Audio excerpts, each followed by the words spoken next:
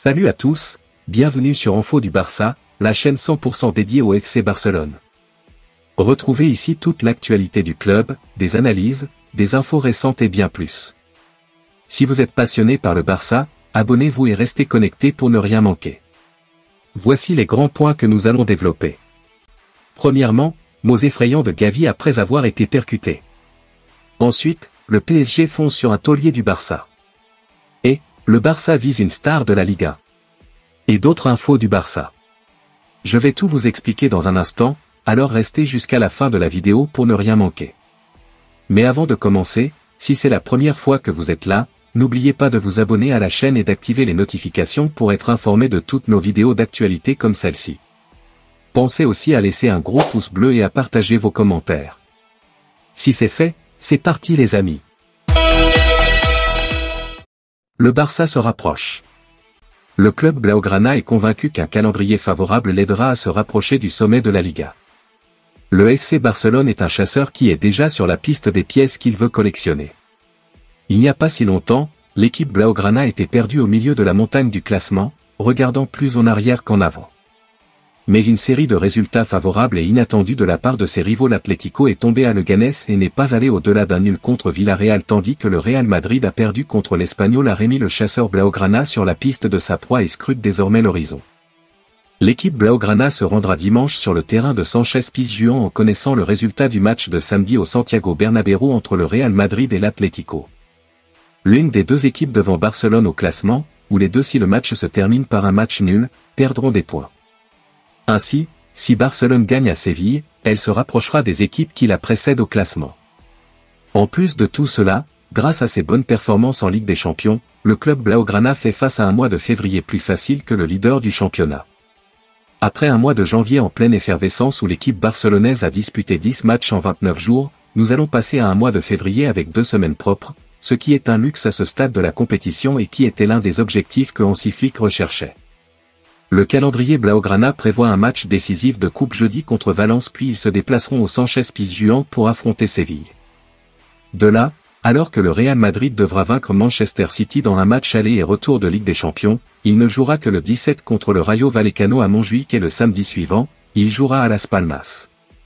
S'il remporte les quarts de finale de la coupe contre Valence, la demi-finale de la coupe débutera le 26.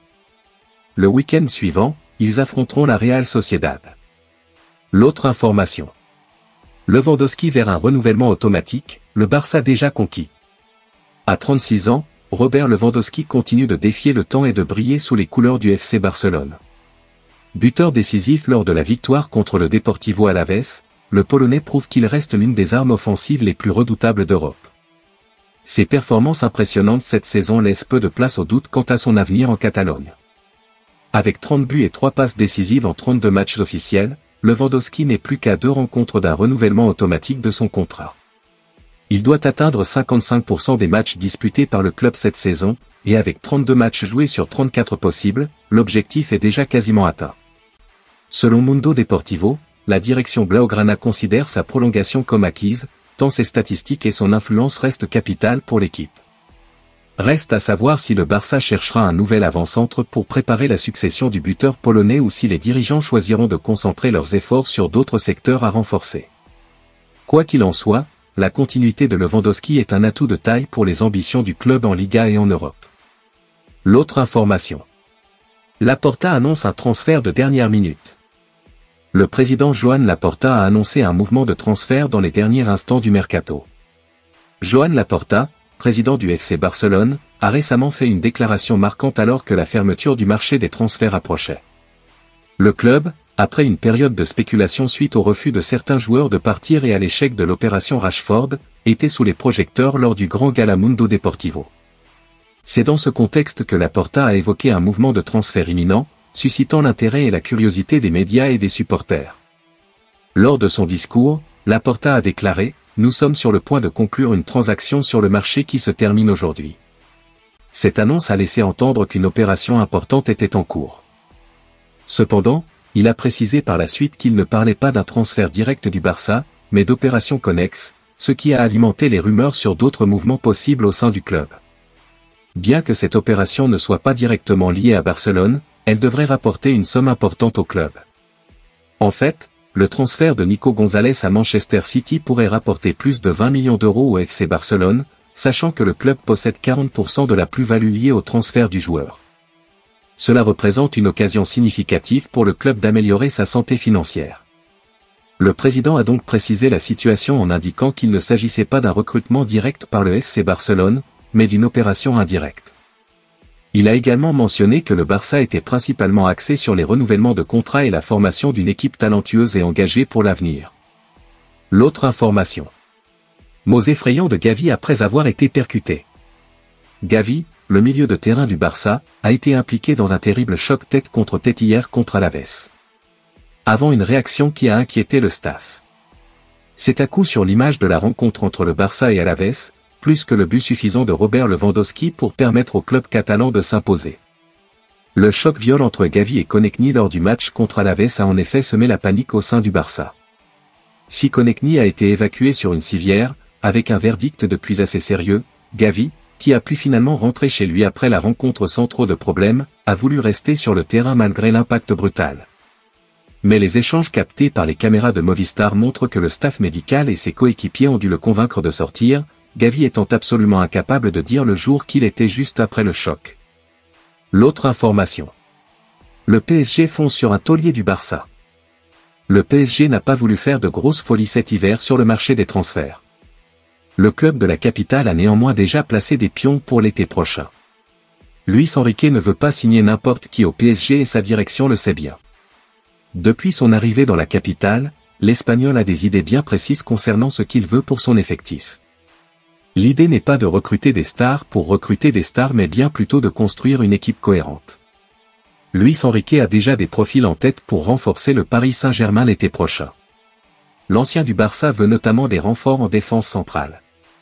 Il pourrait bien finir par trouver son bonheur du côté du FC Barcelone. Selon les informations de Don Ballon, le PSG veut en effet recruter Ronald Araujo. Le défenseur uruguayen est très apprécié par Nasser Al-Khelaifi, qui veut le voir rejoindre son club. Le sentiment est apparemment partagé par Luis Enrique, qui admire le Barcelonais. Ce dernier vient néanmoins de prolonger son contrat avec les Catalans jusqu'en juin 2031. La direction catalane n'est pas contre son départ mais demandera 80 millions d'euros pour le libérer. Pour le moment, le PSG ne propose que 50 millions d'euros pour s'attacher les services du joueur de 25 ans. Le dossier Araujo à Paris pourrait être l'un des dossiers importants des champions de France lors de l'intersaison. Le club de la capitale devrait pousser vers la sortie pas mal de joueurs et ainsi renouveler certains postes importants. Ronald Araujo n'est lui plus si indispensable au FC Barcelone, qui a d'autres options pour préparer son avenir proche. Reste à savoir si renforcer une fois de plus le PSG sera apprécié par les fans et observateurs du club catalan. L'autre information. Le Barça vise une star de la Liga.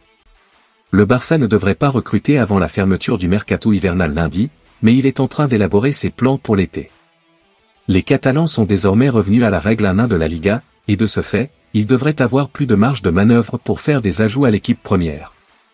Au cours des 2 dernières semaines, l'entraîneur Hansi Flick et le directeur sportif d'Eco ont décidé qu'un nouveau latéral droit serait à l'ordre du jour, car il a été jugé que le poste était faible.